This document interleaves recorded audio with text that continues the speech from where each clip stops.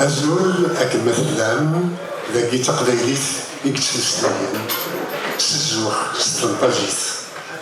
Je vous salue dans ma langue maternelle, le kabyle, la langue officielle de la Kabylie, dont le droit à l'autodétermination est criminalisé par le pouvoir militaire algérien et qui se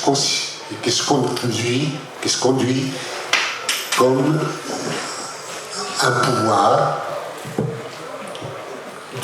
colonial. Voilà, tout simplement. C'est un pouvoir militaire, mais surtout un pouvoir colonial. Le droit à l'autodétermination est combattu par tous les pays, par tous les pouvoirs coloniaux, de tout temps. Et pourtant, le monde a évolué et continue d'évoluer. Beaucoup estiment que, à partir du mouvement de décolonisation des années 50-60, il n'y a plus de peuple à décoloniser.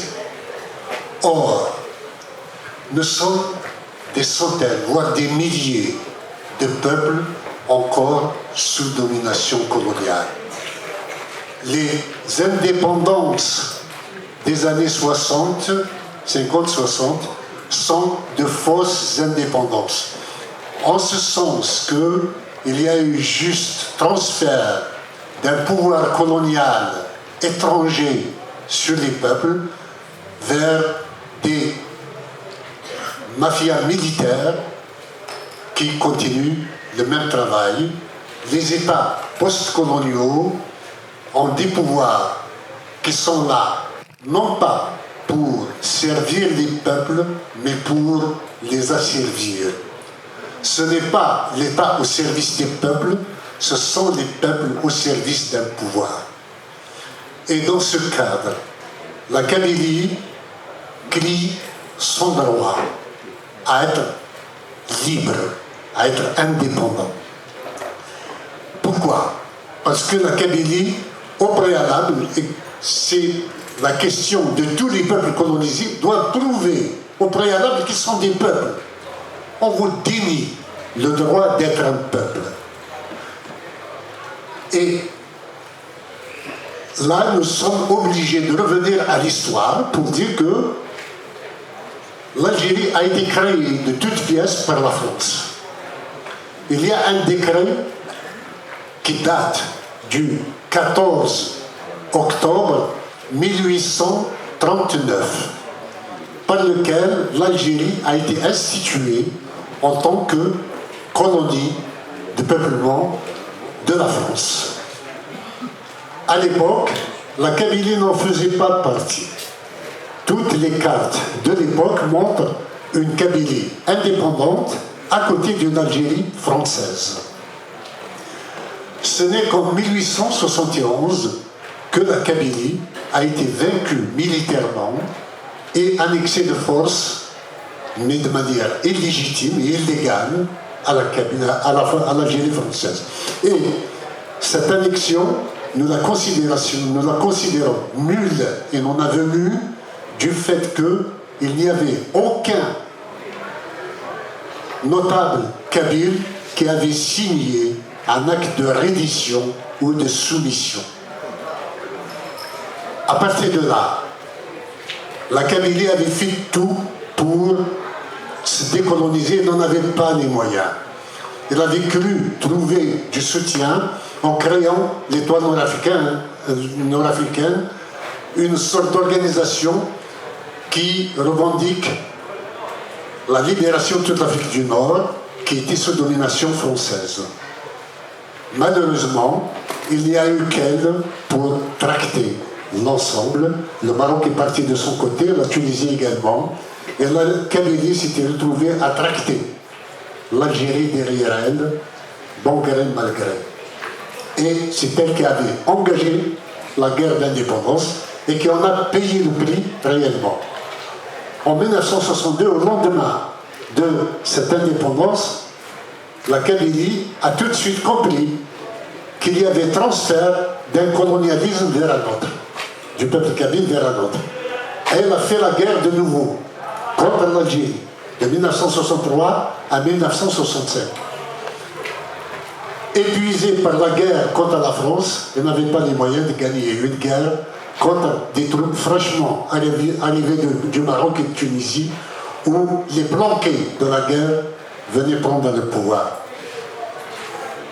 Il y a eu donc la Kabylie qui est mise au banc de l'Algérie, et à ce jour, si vous regardez, si vous faites un tour dans les forums de discussion algériens, vous allez découvrir toute la haine qui est déversée contre les Kabyles, où qu'ils soient et quels qu'ils soient.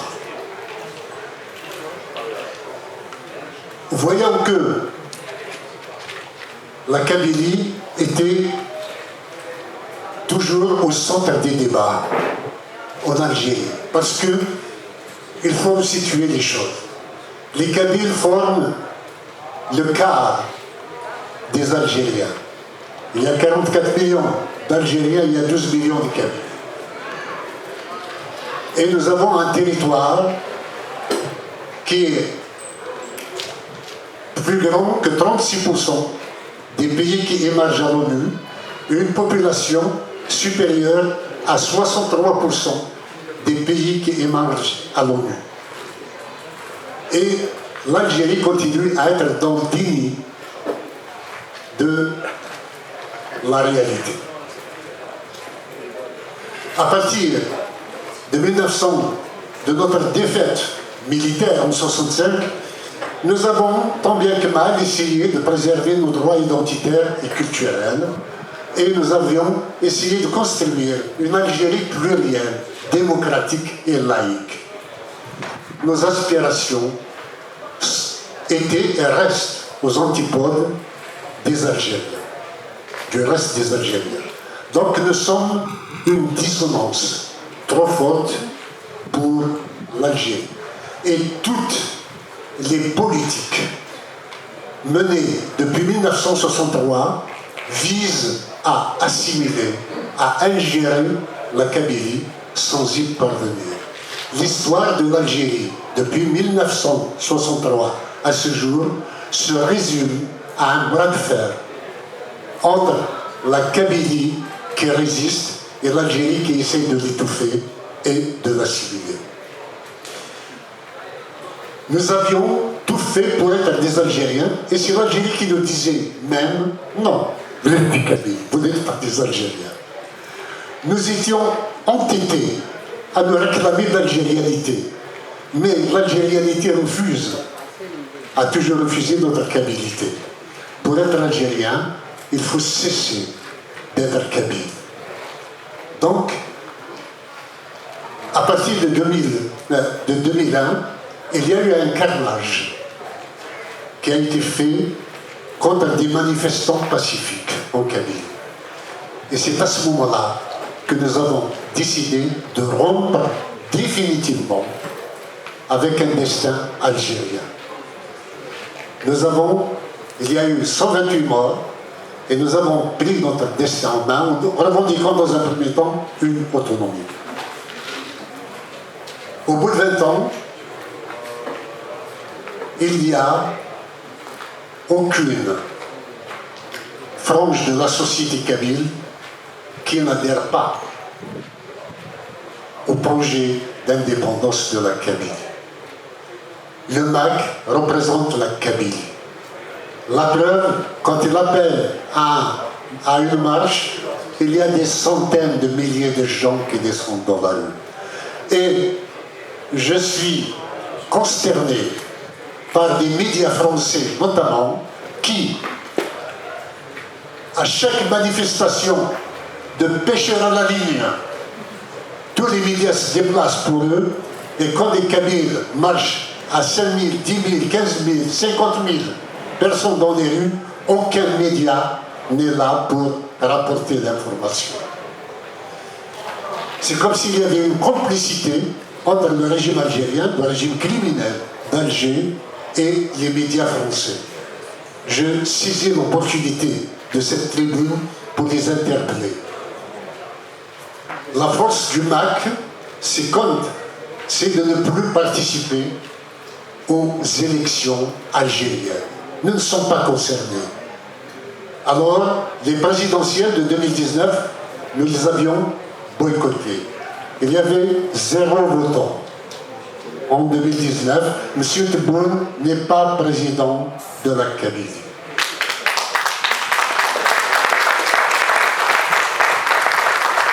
Le 1er novembre 2020, il y a eu une révision constitutionnelle. Nous l'avions boycottée. Il y a eu 0 votant en Kabylie. La constitution algérienne n'est pas applicable en Kabylie. Il y a eu des législatives le 12 juin 2021. Il y a eu 0 votant. La Kabylie ne participe pas à l'élaboration des lois criminelles algériennes. Et toutes les lois qui s'appliquent sur la Kabylie, sur les militants kabyles, sont illégitimes et illégales. Puisque nous avons rejeté la matrice même de ces lois. Il y a eu une réélection anticipée le 7 septembre 2025 de Tebboune de 2024. Nous l'avons rejeté, il y a eu 0 votant. Si je aussi, il y a eu des législatives le 2 juillet, nous les avons rejetées, il y a eu 0 votant en Kabylie. Donc la Kabylie, à travers toutes ces élections qu'elle a boycottées, elle a exprimé son suffrage référendaire pour son indépendance.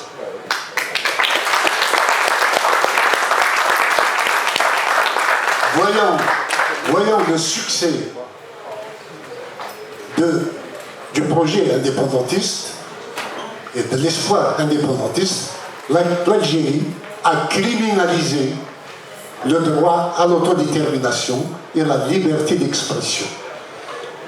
Elle a élaboré un article de loi qui s'appelle l'article 87 bis du Code pénal, par lequel elle déclare terroriste toute opinion favorable à la Kabylie, au droit des Kabyles.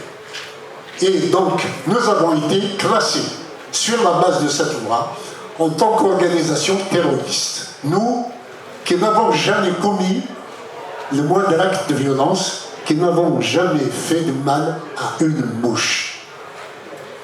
Pendant que l'Algérie finance des organisations terroristes. Le droit à l'autodétermination est bon ailleurs, mais interdit aux Kabyles. Voilà la situation. Et depuis 2021, nous avons enregistré près de 15 000 arrestations. Il y a eu près de 60% ou à 80% de ces arrestations dont les victimes ont été torturées. Pour d'aucunes d'entre elles violées pendant la détention provisoire, pendant surtout le temps imparti à l'instruction qui est celle du traitement du terrorisme alors qu'elles ont affaire à des citoyens pacifiques. Je voudrais dire à tous les Kabyles, toutes les Kabyles, arrêtez de torturer et arbitrairement condamnés depuis 2021. Vous êtes notre fierté, vous êtes notre honneur. C'est grâce au sacrifice de votre liberté que la Kabylie aura la sienne demain.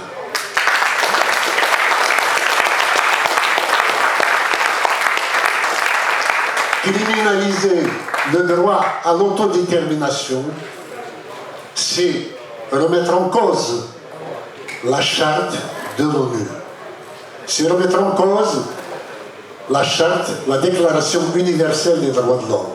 C'est remettre en cause les textes paraphés par l'Algérie, notamment les pactes internationaux sur les libertés politiques, démocratiques, sociales, syndicales et autres. Criminaliser le droit à l'autodétermination, c'est pousser les peuples à être violents. Probablement pour certains, croyant qu'ils vont exterminer ces peuples. Mais les peuples ne s'exterminent pas, ou ne s'exterminent plus. Le monde a évolué. Il vaut mieux que l'on trouve des solutions pour un vivre ensemble, respectueux de voisins, plutôt que de concitoyens quelquefois. Nous sommes heureux qu'il y ait ici et là des propositions d'évolution.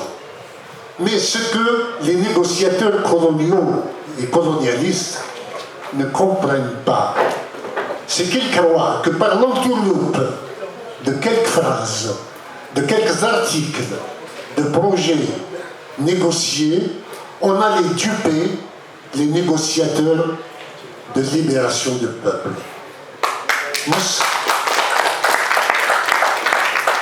On ne peut duper personne.